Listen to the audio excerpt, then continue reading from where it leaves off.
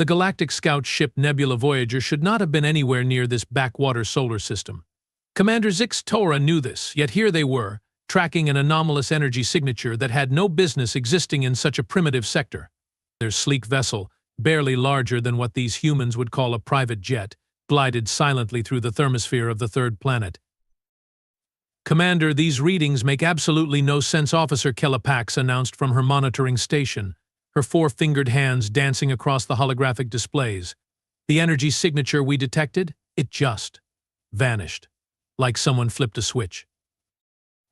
Zix ran a hand over his scaled head crest, a gesture of frustration he had picked up from too many diplomatic missions. "Clarify, Officer Pax. Energy signatures do not simply vanish." "Tell that to the sensors," Render chimed in from the engineering station, his throat sacs pulsing with amusement. "Maybe the primitive monkeys down there finally figured out how to fool our advanced technology with sticks and stones." "Enough with the jokes," Ren Medic Via Soma scolded, not looking up from her biological scan of the planet's surface. "Though I must admit, the biodiversity readings from this world are fascinating. Did you know they have creatures called bears that can sleep through entire seasonal cycles?" A warning klaxon cut through their banter, bathing the bridge in pulsing red light. Zixex felt his secondary heart kick in as adrenaline flooded his system. "Report." "Multiple system failures," Commander Keela's voice rose an octave. "The quantum stabilizers are going critical. Whatever that energy signature was, it is causing a cascade failure in our primary systems." The ship lurched violently, sending loose equipment flying across the bridge. Ren swore in 3 different languages as he fought with the engineering controls.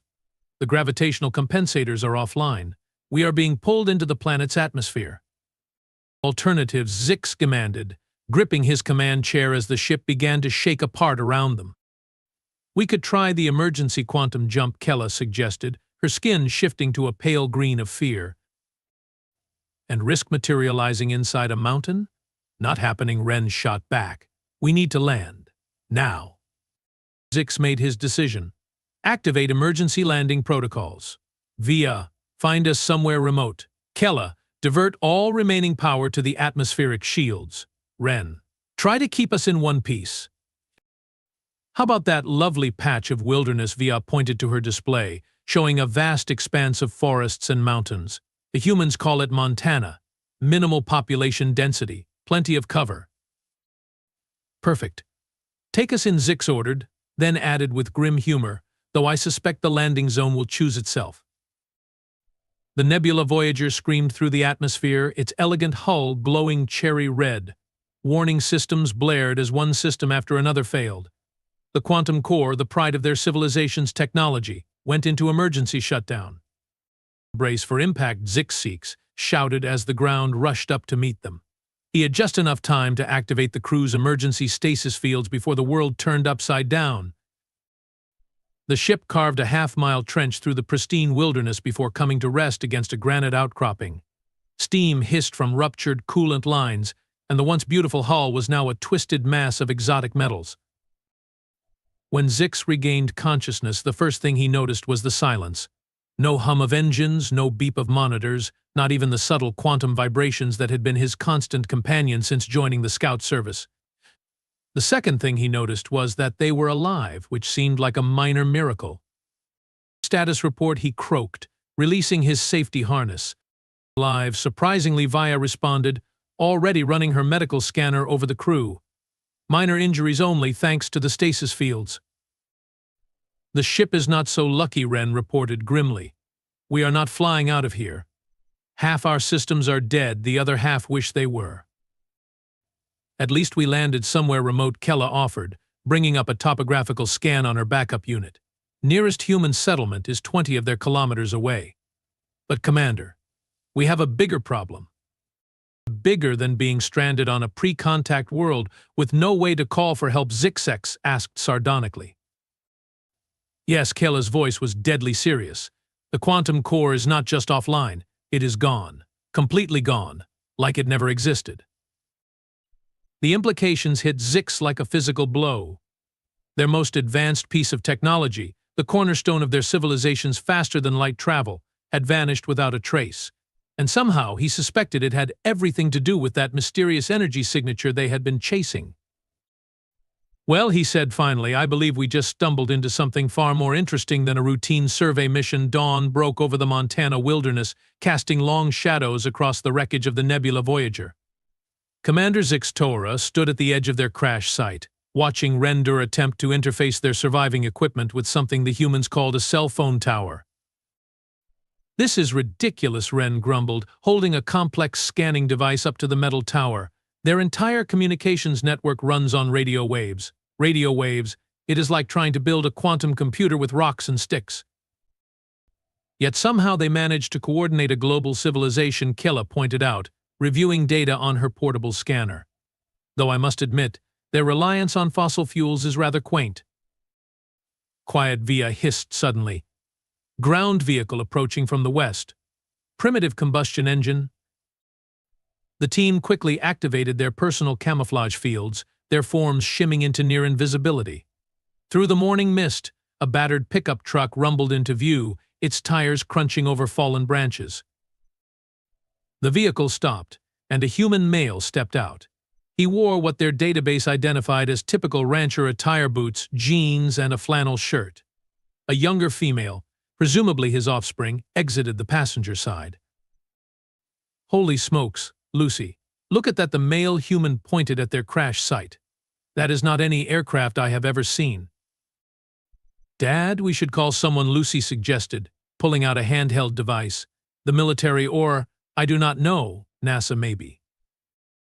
"No signal," the father replied, moving closer to examine the wreckage. "Whatever this thing is, it took out the cell tower." Zix made a split-second decision.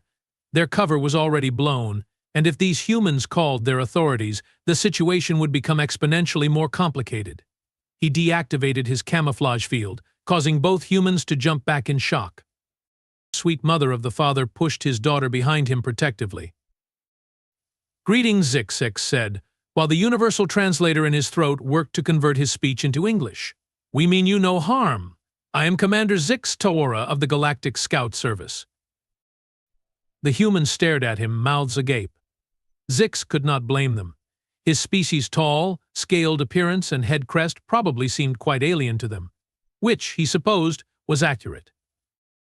"Dad," Lucy whispered, though their enhanced hearing picked it up clearly, "there is more of them."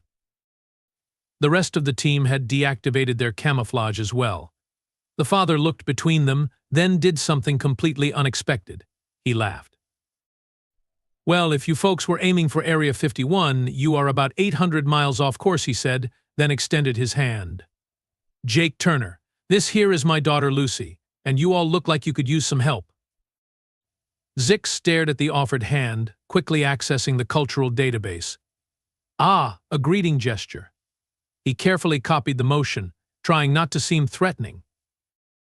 "You are not afraid?" Via asked, her medical curiosity getting the better of her. "Oh, I am terrified," Jake admitted cheerfully. "But you all just crashed your spaceship, probably need assistance, and my wife Maria makes the best pancakes in 3 counties. Seems rude to just leave you out here." Lucy had gotten over her initial shock and was now recording them on her device. "This is so going viral. Once we get signal back." "Perhaps we could temporarily borrow your communication equipment," Killa asked hopefully. "We need to contact our headquarters." Jake shook his head. "Power is out for 20 miles in every direction. Whatever you all did to the cell tower knocked out half the grid. But our house runs on a generator, and you are welcome to try our landline." "Landline?" Ren mouthed the word like it tasted funny. "You mean a physical connection? With wires?" "Better than smoke signals," Jake shrugged. "Come on, Maria is making breakfast. Though, can you all eat human food?" "Our molecular reconstructors can convert any organic matter into suitable nutrition," Via assured him, then noticed their blank looks. "Yes, we can eat your food." As they walked toward the truck, Lucy bombarded them with questions. "Do you have faster-than-light travel?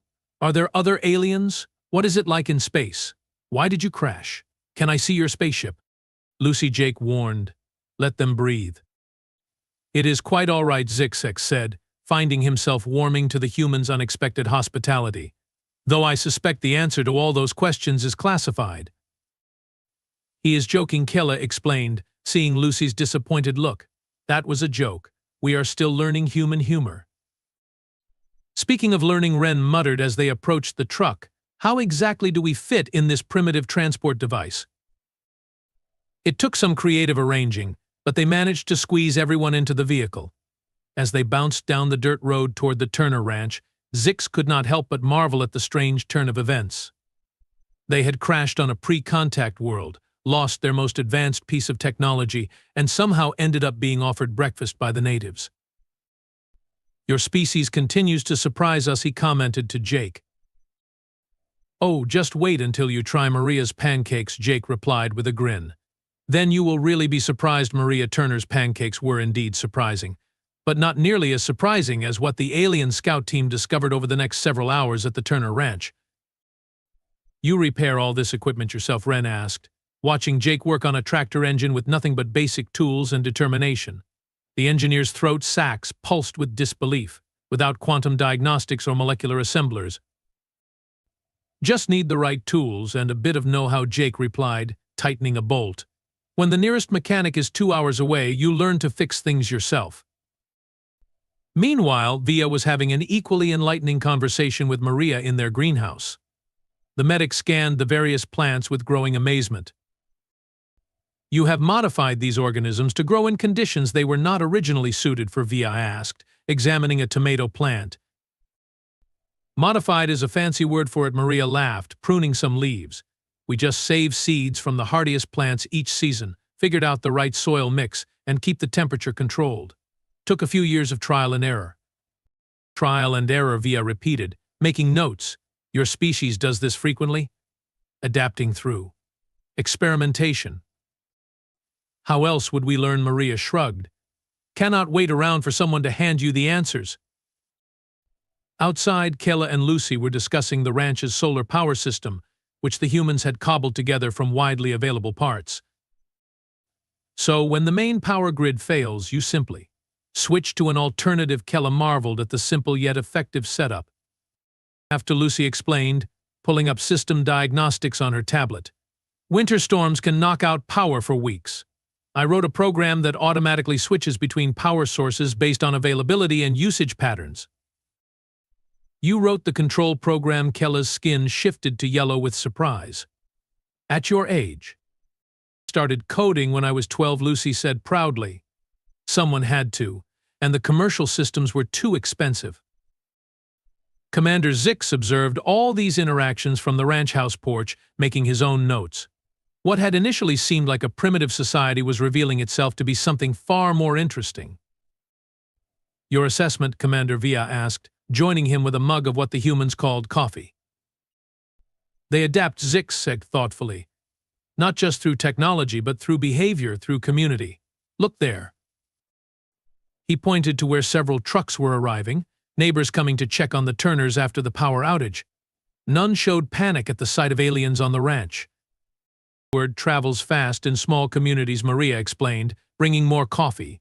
Everyone helps everyone else out here, even if those someones are not from Earth. A high-pitched beeping interrupted their conversation. Kella rushed over, holding her scanner. Commander, you need to see this.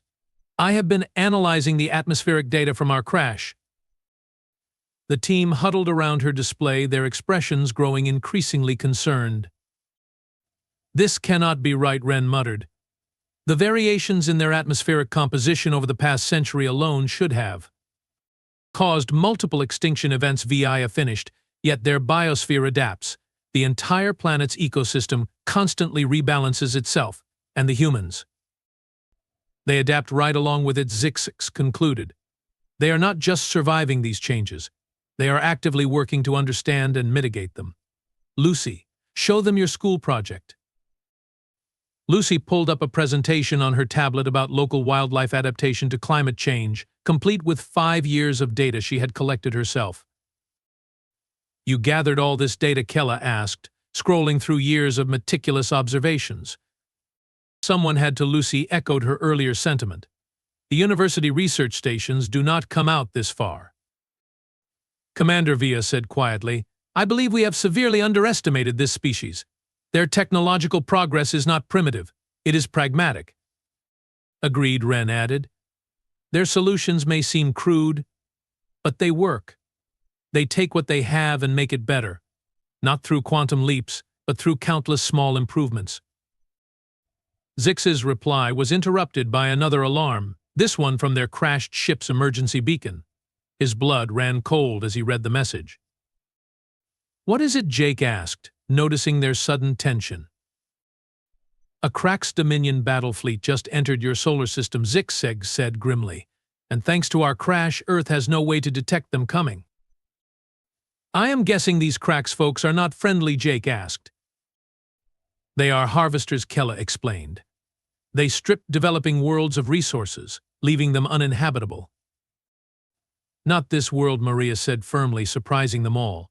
"We have not spent generations learning to live with this land just to have some space pirates take it away." The aliens exchanged looks of astonishment.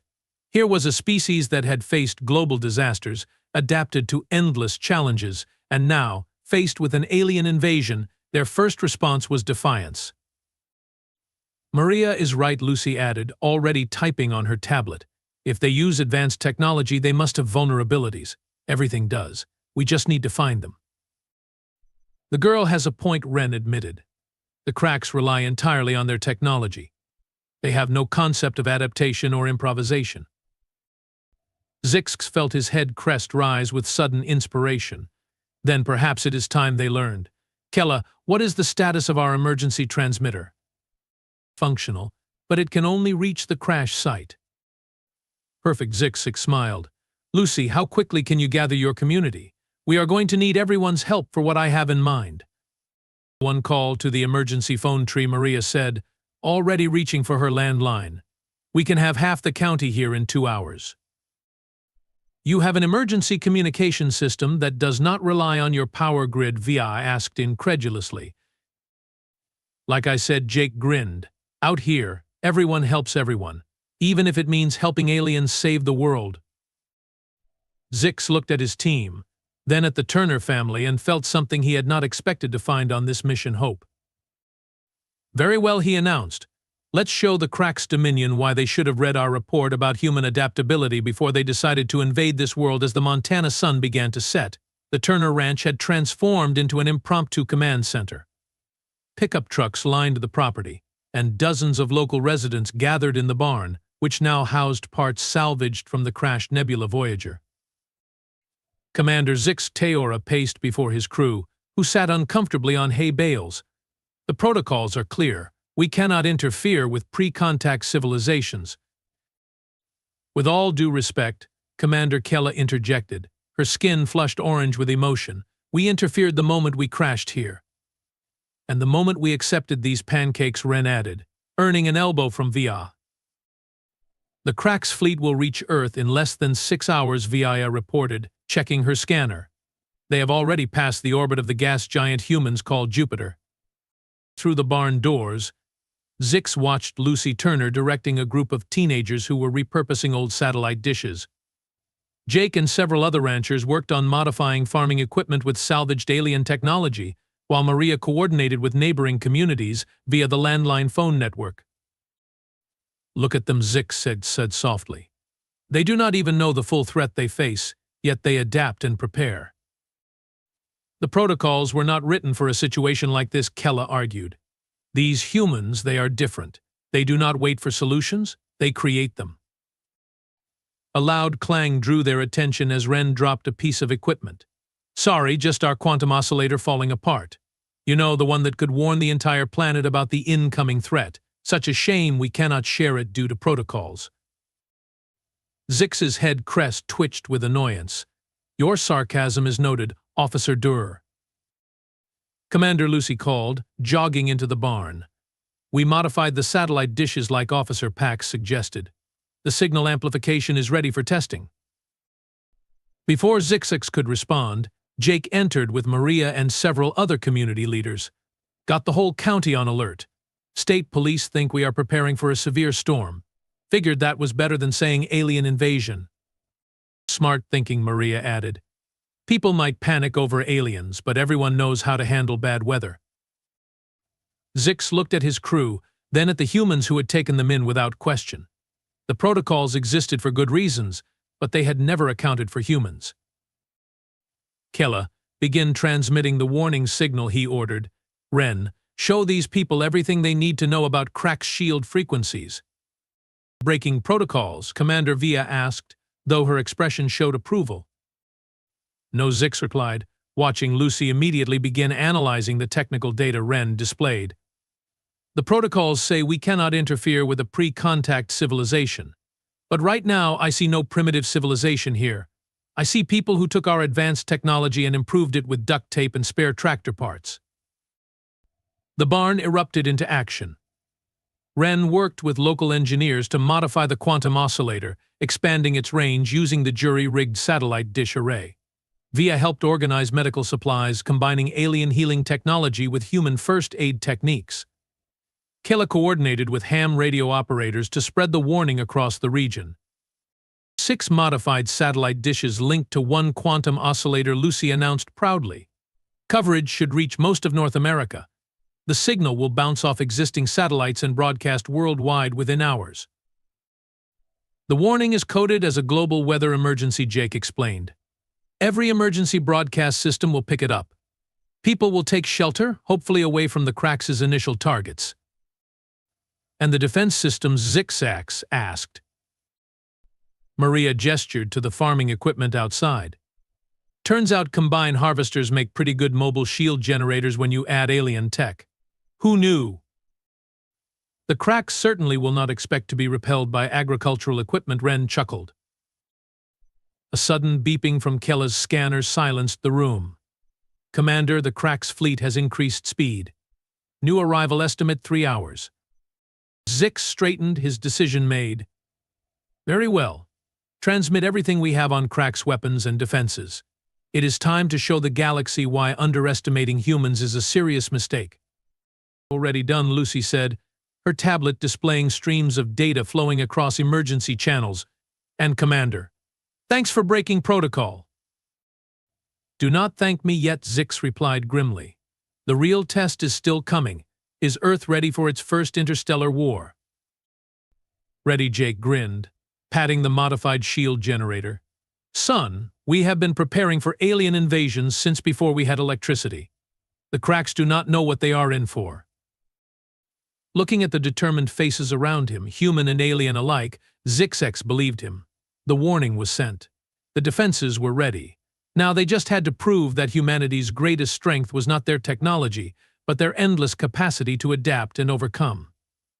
The Crack's fleet arrived at dawn, their massive ships darkening the Montana sky like artificial storm clouds. Commander Zix Tora stood beside the Turners, watching the tactical display Lucy had cobbled together using her tablet and parts from the Nebula Voyager. 30 capital ships, Kella reported, her voice tense. Standard harvest formation. They are positioning themselves over major population centers.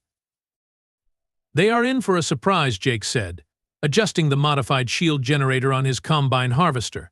Across the fields, dozens of similar vehicles stood ready, their makeshift energy shields humming with borrowed alien power.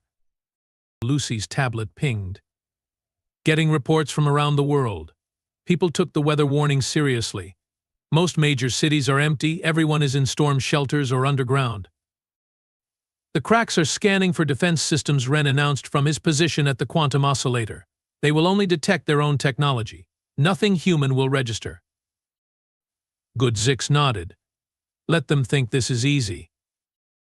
The first Crack ship launched its harvest pods, massive collection devices designed to strip resources from the planet's surface. As they descended through the atmosphere, Lucy activated their hastily assembled communication network. All units, this is Control.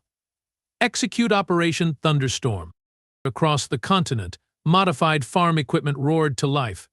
The Crack's harvest pods slammed into invisible energy shields, their sophisticated sensors confused by the crude but effective barrier network. They are recalibrating, Via reported, monitoring the alien fleet's response. Switching to direct energy weapons. Energy beams lanced down from the capital ships, but the shields held. Jake whooped as his combine deflected a blast meant to vaporize half his ranch. The quantum oscillator is working, Ren shouted over the commotion. Their weapons cannot sync with the random frequency shifts. Tell that to the cracks, Maria called back, pointing to where more ships were moving into position. They are adapting their attack pattern. Lucy's fingers flew across her tablet, initiating Phase 2, calling all tornado chasers. Across the American Midwest, storm-chasing teams sprang into action. Their vehicles, already equipped with sophisticated weather radar and reinforced frames, had been modified with salvaged alien tech. They raced across highways and dirt roads, creating a mobile defense network that the cracks' computers could not predict or track. What is this madness? A crack's transmission broke through their communications. Their defense grid keeps moving. It makes no tactical sense. That is the point, Lucy transmitted back, unable to resist taunting them. Welcome to Earth, where we chase tornadoes for fun. The cracks' response was devastating. They launched electromagnetic pulses designed to disable all technology in the region. But the humans had prepared for this too. Switch to analog, Jake commanded through the old radio network. Across the countryside, people threw literal switches, converting their shield generators to run on modified mechanical systems that were immune to electromagnetic interference. Impossible, the cracks commander sputtered over the command channel. They are powering energy shields with internal combustion engines. And now Zix announced with satisfaction Phase 3. Lucy transmitted the signal that activated thousands of repurposed pizza ovens across the country. These ordinary appliances, modified with elements from the Nebula Voyager's atmospheric processors, began pumping out specific frequencies that interfered with Crack's sensors. Their fleet is blind, Keller reported gleefully. They cannot distinguish between real targets and pizza parlors. The Crack's ships began firing randomly, their sophisticated targeting systems rendered useless by the combination of mobile shields and atmospheric interference. Several ships accidentally hit each other, their weapons reflecting off the randomly shifting shield network. They are coming down to visual range, VIA warned. Preparing for ground assault. Perfect, Maria smiled. Lucy, signaled the rodeo teams. Across Texas and Wyoming, teams of cowboys and rodeo performers launched into action. Their horses, normally used for sport, now carried riders armed with modified cattle prods that could short-circuit Crack's battle armor. Are those humans attacking our ground forces on primitive quadrupedal animals? The Crack's commander's voice was incredulous. Never underestimate a rodeo clown with alien tech, Jake transmitted back. The battle raged for hours. Every time the Cracks adapted their tactics, humans responded with increasingly bizarre but effective countermeasures. Football stadiums became emergency shield generators. School buses transformed into mobile command centers. Even the pizza delivery network was repurposed into a rapid response force. Commander Kayla called out suddenly. The Cracks' fleet is falling into disarray. Their command structure is breaking down. Zix watched the tactical display as Crack's ships began retreating from Earth's atmosphere. Their sophisticated battle computers, programmed for conventional warfare, simply could not handle the chaos of human innovation. Their flagship is trying to regain control of the fleet, Ren reported. But they cannot coordinate through all this interference. Time for the finale, Lucy announced. Patching into the global broadcast network now. Every television, radio, and mobile device on Earth suddenly broadcast the same message, a simple statement in the Cracks language: leave now or face the sporks. Sporks, Zix asked, confused. Lucy held up the hybrid eating utensil. They have spent hours analyzing our technology and still cannot figure out if this is a spoon or a fork. Imagine how scared they will be, wondering what else we might have. The psychological warfare worked. The Cracks' fleet, already destabilized by their inability to counter Earth's chaotic defense strategy, began a full retreat. Their final transmission echoed across the communication channels. This world is protected by creatures who ride beasts into battle, power energy shields with fossil fuels, and create eating implements that defy categorization. Mark it as extremely hazardous. Do not return. As the alien ships vanished into hyperspace, cheers erupted across the ranch. Humans and aliens embraced. celebrating their impossible victory. "I still cannot believe it worked," Ren said, shaking his head in amazement. "We defeated one of the most powerful fleets in the galaxy with farm equipment and pizza ovens." "That is humanity for you," Jake laughed. "Give us a problem, and we will solve it with whatever we have on hand. Even if that solution makes absolutely no sense to anyone else," Maria added proudly. Zix looked at his crew, then at the humans who had helped them achieve the impossible. "I believe my report to the Galactic Scout Service will require significant revision." "Speaking of reports," Lucy said, holding up her tablet with a grin, "wait until the galaxy sees this video of a rodeo clown disabling a Crax battle tank with a modified cattle prod. It is already going viral." 3 months after the Battle of Earth, Commander Zix Torah stood before the Galactic Council, his formal uniform feeling strangely stiff after weeks of wearing flannel shirts at the Turner Ranch. "Let me understand this correctly," Council Leader Pax Vorna said, her tentacles writhing with confusion. "You not only violated contact protocols but helped Earth repel a Crax invasion force using agricultural equipment and pizza ovens," Zix added helpfully. "The modifications to their food preparation technology were quite innovative." The council chamber erupted in murmurs. Zix activated a holographic display showing footage from the battle. The council watched in stunned silence as a formation of combined harvesters deflected Crax energy weapons while cowboys on horseback disabled alien battle tanks. "The video has already spread across the galaxy," Kella reported from her position beside Zix.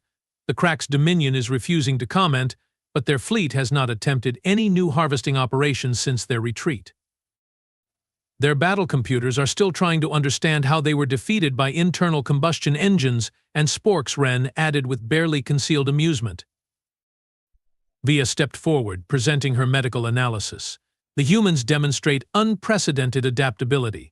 Their problem-solving capabilities extend beyond mere technological advancement. They find solutions using whatever resources are available, often in ways that defy conventional logic. Which makes them extremely dangerous," one council member warned. "No," Zix corrected. "It makes them extremely valuable. The humans do not think like us, and that is their greatest strength. Where we see limitations, they see possibilities." The council leader leaned forward. "And what do you propose we do about Earth?" "Classify it as a protected developing world," Zix suggested. "Not to protect them from the galaxy, but to protect the galaxy from the shock of full human integration before both sides are ready." "And the matter of your crashed scout ship?" another council member asked. "We have decided to remain on Earth as unofficial ambassadors," Zix announced. "The Turner family has graciously offered us permanent residence at their ranch. Ren is already helping them develop new agricultural technologies, Via is documenting Earth's biological diversity, and Kella is working with Lucy Turner on improving their global communication systems. Using proper protocols and safety measures, of course," Kella added quickly, seeing the council's concern. "Of course," Zix agreed. "Though I should warn you, the humans have an interesting interpretation of what constitutes proper protocol." As if on cue, his communication device chimed with a message from Earth. Lucy had sent a video of Jake teaching Ren to ride a horse, with predictably chaotic results. "The galaxy is changing," Zix continued, his voice serious despite his amusement at the video. "The Crax defeat proved that. Traditional power structures and conventional warfare mean nothing against human ingenuity. We can either adapt to this new reality or risk being left behind." The council chambers fell silent as the members considered his words. Finally, Council Leader Vorna spoke.